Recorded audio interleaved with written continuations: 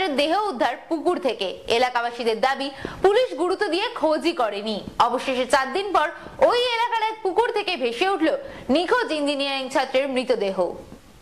4 দিন ধরে নিখোঁজ ছিল নরেন্দ্রপুরের ইঞ্জিনিয়ারিং কলেজের ছাত্র। আজ স্থানীয় একটি পুকুর থেকে উদ্ধার হলো সেই ছাত্রের মৃতদেহ। ইঞ্জিনিয়ারিং ছাত্রের মৃতদেহ উদ্ধারকে কেন্দ্র করে তোলপাড় দক্ষিণ 24 পরগনার নরেন্দ্রপুর। স্থানীয় মানুষজনের দাবি, 4 দিন নিখোঁজ ছিল ওই পড়ুয়া। পুলিশ গুরুত্ব দিয়ে খোঁজই করেনি।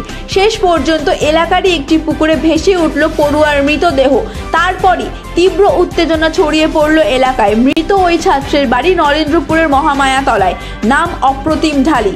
পরিবার সূত্রে খবর, 4 দিন আগে অপ্রতিম বন্ধুদের সঙ্গে একটি বিয়ে বাড়ি গিয়েছিল।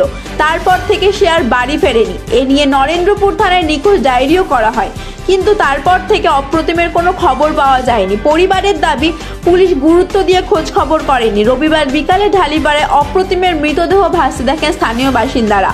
তারপরই পুলিশে খবর দেওয়া হয়।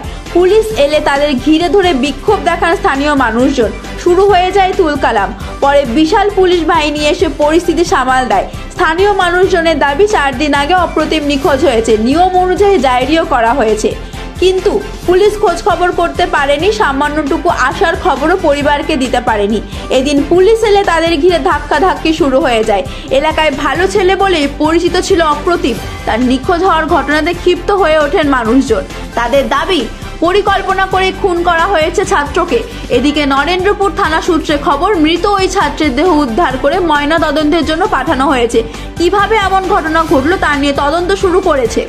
কাদের সঙ্গে অপ্রতিম বিয়ে বাড়ি গিয়েছিল তা খোঁজ খবর করে দেখা হচ্ছে। পরিবারের এক ব্যক্তির বক্তব্য, যে পোশাক পরে অপ্রতিম বেরিয়েছিল সেই পোশাকেই তার দেহ উদ্ধার হয়েছে। নিখোঁজ হওয়ার পর বারবার পুলিশের কাছে গিয়ে অপ্রতিমের ফোনের কল লিস্ট বের করতে বলেছিল পরিবার। কার সঙ্গে তার কথা হয়েছিল তা জানতে চেয়েছিল পরিবার, কিন্তু তারা কিছু বলেনি। পরিবারের আরো দাবি, ওকে আটকে রাখা হয়েছিল। যখন দেখেছে থানা পুলিশ হয়েছে, এডিজির কাছ পর্যন্ত খবর পৌঁছে গিয়েছে, তখন ওকে মেরে ফেলে দিয়েছে।